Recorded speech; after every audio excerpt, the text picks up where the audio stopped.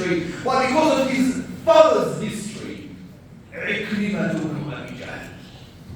His father, Abu Jahl, got lots of history with Rasulullah. So the moment Rasulullah entered Mecca, Ikrimah packed his stuff up and he ran away to Yemen. And he took the coast of Jeddah. Yet his wife, Hakim bint Hisham al-Makhzumiyya, she came to Rasulullah sallallahu alayhi wa sallam and said, Ya Rasulullah, أمن عكرمة فإنه رجل سيد في قومه. Please give the security and safety for Ikrimah so he can come back without anyone touching him to Mecca. فقال هو أعلم. قالت يا رسول الله أعطني آية.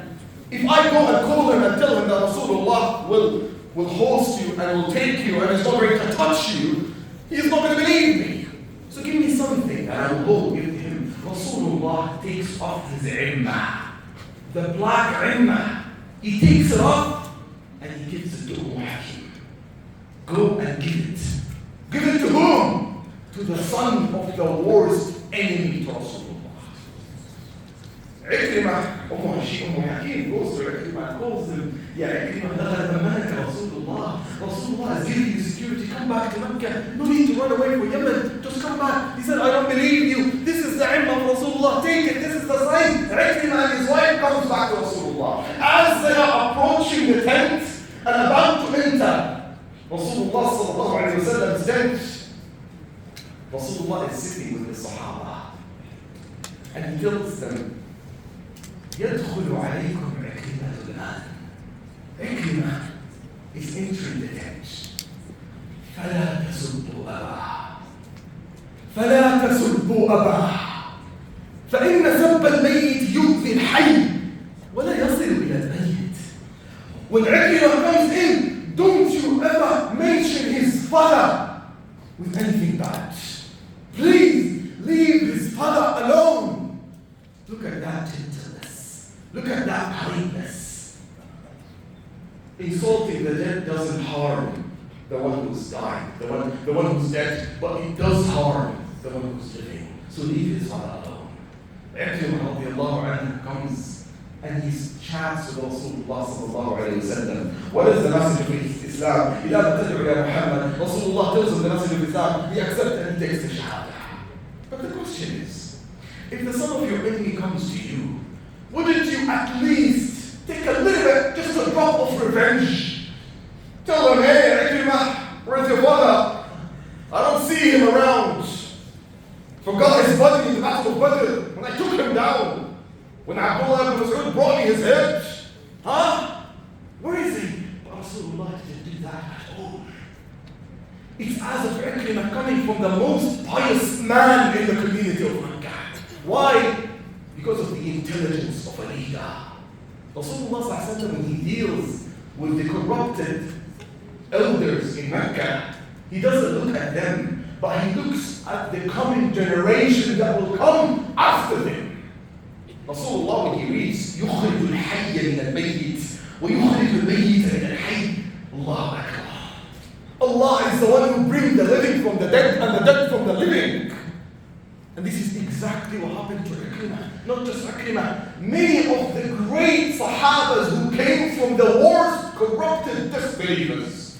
Ikrimah is just one of them. Amr ibn al-As, who came from al-As ibn Wa'il. Al-As ibn Wa'il, and I want you to remember that those people are going to recite the Quran. So when Ikrimah, this Muslim martyr, Ikrimah will die in the battle of Yarmouk, and the last sentence that he will say, Ya Khalid, أهذه ميتة ترضي رسول الله يا عمي. Is this a way to die that would please Rasulullah sallallahu alayhi wa sallam? That's Ikrimah. Ikrimah used to recite Surah Al-Qiyamah, and every single time he passes by it, he would read his father over there. أولى لك فأولى ثم أولى لك فأولى. Either you believe or you receive punishment. You believe or you receive punishment. Every time Ikrimah reads it in the Quran. Amr ibn al-As, his father is al-As ibn Wa'il. Allah revealed verses from al-As ibn Wa'il in Surah Maryam. أفرأيت الذي كفر بآياتنا وقال لأوتين مالا وولدا أطلع الغيب أم اتخذ عند الرحمن عهدا. كلا سنكتب ما يقول ونمد له من العذاب مدا. We are going to stretch and lengthen his punishments. We're going to make it eternal. Imagine, Amr ibn al-As is reading these verses every single time he makes a khatma in the Quran. Abdullah ibn Ubay ibn Salul. Does anyone doesn't know that name? The head of hypocrisy in Medina. Everyone knows that. His son, one of the greatest believers in Medina. Abdullah ibn Abdullah ibn Ubay ibn Salul. And every time he passes by Surah Al-Tawbah, he reads, وَلَا تُصَلِّ عَلَىٰ أَحَدٍ مِّنْهُمْ مَاتَ أَبَدًا وَلَا تَقُمْ عَلَىٰ قَبْرِهِ. Don't pray on this man. And don't even stand on his grave.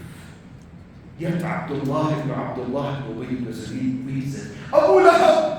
Oh, who doesn't know Abu Lahab? Abu Lahab had 5 children, 3 daughters, Durra, wa Azza, wa Khalida, and 2 sons, Utbah wa Mu'tab. All of them reverted to Islam and became Muslims. Guess what they read every single khatmah? Tabbat yada Abi Lahab. Doomed Abu Lahab and the hand of Abu Lahab. In other words, doomed your father. Not just your father, and your mother. وَامْرَأَتُهُ حَمَّالَةَ الْحَطَبِ. Imagine that. Those people are the ones that Rasulullah was working on. Look at the vision that he had. At the time you think he was fighting with Abu Lahab and Abu Jahl and Abdullah ibn Ubay ibn Salul and Al-As ibn Wa'il. He wasn't. He was looking at the coming generation that will come after him. And those are the generation that transferred and delivered his sunnah to us. Those are the ones who carried the message of Islam. And this should be the mentality of every single leader in the community of Muslims. That you work always in the coming generations. That if they tell you the 3rd generation of Muslims in the Western societies will convert and leave Islam, guess what? We are going to work on the 4th generation. We're going to keep investing in each and every single generation until the last bit, the last penny that we have. Because this was the vision of Muhammad. This is why he comes and he says, إِنِّي بُعِثْتُ إِلَى النَّاسِ فَصَدَّقَنِي الشَّبَابِ وَكَذَّبَنِي الشُّيُوخ. I was sent to people and the youngsters among people believed me and the elders denied me. And you would find all the people who believed in him at the first beginning of his message, all of them, Sa'd ibn Abi Waqqas, 15 years, Uthman, 30 years, Ali ibn Abi Talib, 10 years, Umar, 32 years. The oldest was Abu Bakr, 36 years. Those are the people who held the message of Islam, and those are the ones that we should be working on. And this is our vision at this masjid and in this community. This is why I would command and encourage each and every one to act upon the vision of Rasulullah and help and support this community. This masjid specifically, which vibes with the greatest forms of the youth who would be holding the sunnah of Rasulullah at the time you're busy and making your money and buying your houses. Those will be preaching and reaching to the non-Muslims and bringing and delivering the message of La ilaha illallah Muhammad Rasulullah. Brothers and sisters, I came here, there was no traffic, it was easy in and easy out, as people think Ramadan is over. But guess what? It wasn't guaranteed that yesterday was the 27th night. As many nations, our brothers in Egypt, our brothers in Pakistan, in Lebanon, in Jordan, tonight is their 27th night. So no one knows for sure when the crescent moon was sighted. And perhaps tonight is the 27th. And some people will delude it and they just worship Allah because those are seasonal worshippers who are coming only on that night and will leave for the rest of it. Ramadan is not over yet. Keep worshiping, keep approaching, keep coming to the masajid of Allah subhanahu wa ta'ala and keep supporting the project because I believe we are still $300,000 or $400,000 short to buy our community center, inshallah. I will leave the mic for, inshallah, the Brother Shahad to give us the